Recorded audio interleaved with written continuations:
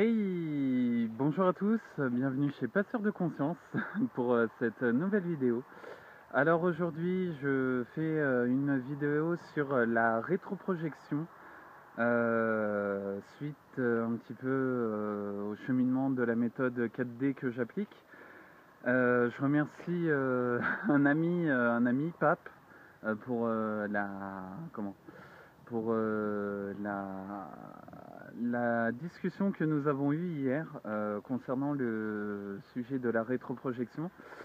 Alors, je vais expliquer simplement qu'est-ce que la rétroprojection. En fait, la rétroprojection, c'est le fait de m'observer par le regard que l'être avec qui je communique me renvoie. C'est-à-dire, quand on parle de rétroprojection, c'est un peu comme l'effet miroir, mais vu d'un point de vue de la personne avec qui je communique. Donc cet effet-là nous permet de mieux accepter, de nous accepter nous-mêmes, d'avoir la pleine conscience de nous-mêmes par le regard. Et qu'est-ce que le regard? Le regard, en fait, c'est l'aptitude et la capacité de se détacher de soi-même et de se voir par le regard de celui avec qui on communique. Ça a l'air tout simple comme propos, mais comme technique à appliquer, je vous invite vraiment déjà à faire tout le cheminement de la conscience mentale, de la désemprise de la conscience mentale sur vous, d'être vraiment dans le champ de conscience pur et clair des choses, qui vous apporte la pleine conscience, la claire conscience.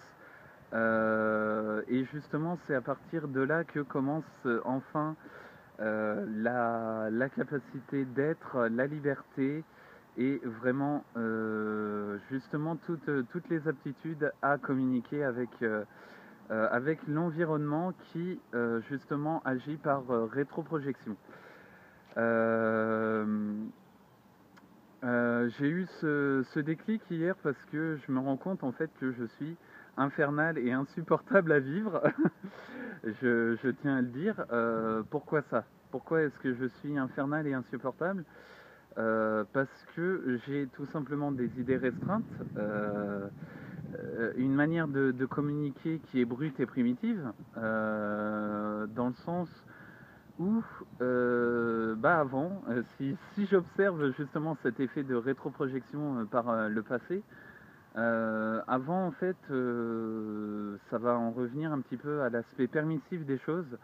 Je permettais à l'autre d'envahir entre guillemets, hein, parce qu'on est envahi que par soi-même, d'envahir un petit peu l'espace de liberté et de vie que j'avais.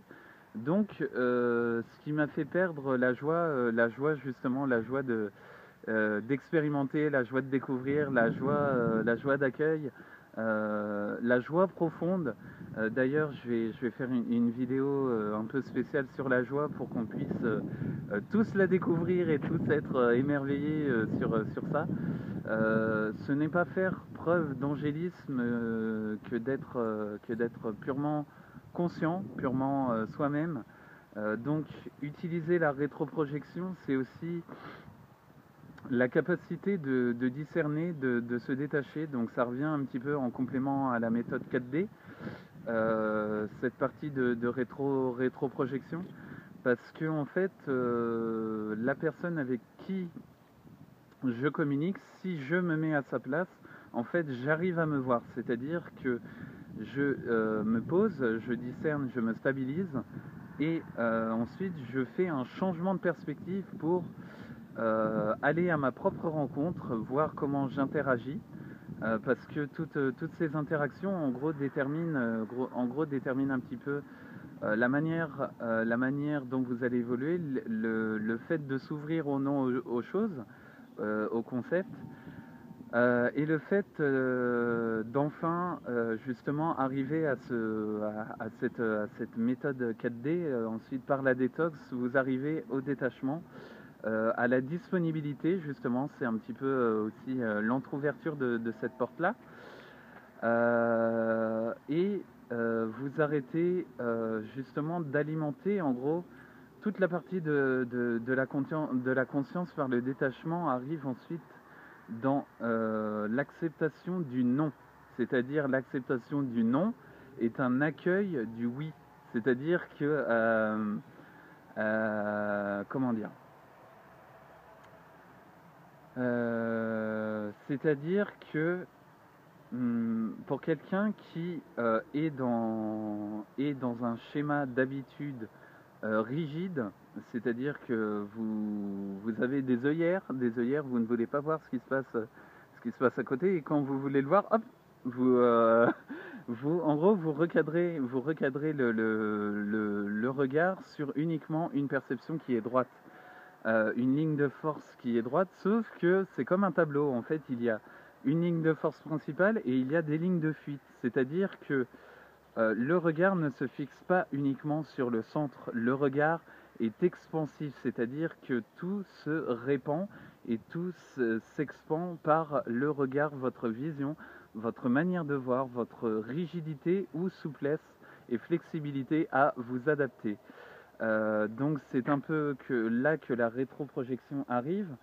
Lorsqu'on est apte à arriver à cette étape de rétroprojection, on s'aperçoit que j'ai l'aptitude de me mettre par le regard de l'autre, de me voir moi. C'est-à-dire que c'est un peu le miroir. En fait, je suis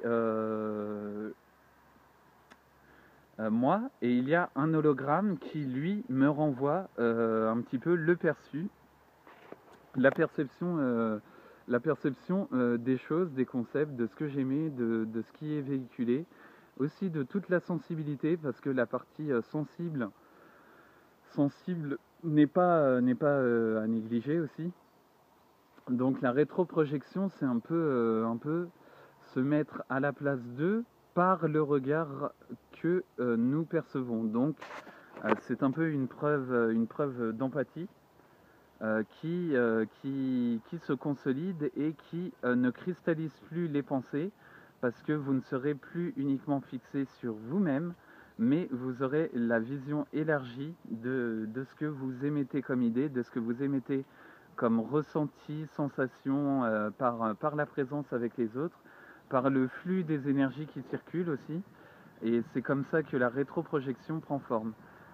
Donc on ne peut mieux expliquer ça d'une manière simple. Si vous avez quoi que ce soit, des commentaires à faire parvenir sur la chaîne YouTube concernant la rétroprojection, c'est avec plaisir que j'y réponds, parce que j'expérimente en complément la méthode 4D, et donc cette rétroprojection est venue comme une petite surprise. Enfin voilà. Donc en tout cas, oui, laissez un commentaire sur la chaîne YouTube. N'hésitez pas à vous abonner à la page Facebook Passeur de Conscience. Et méditez, comprenez, soyez, et vraiment, vraiment, tout est parfait, tout est fluide, et voilà, c'est la joie, joie, joie, joie, joie. Gros bisous à vous, et je vous dis à plus pour une prochaine vidéo. Salut à tous!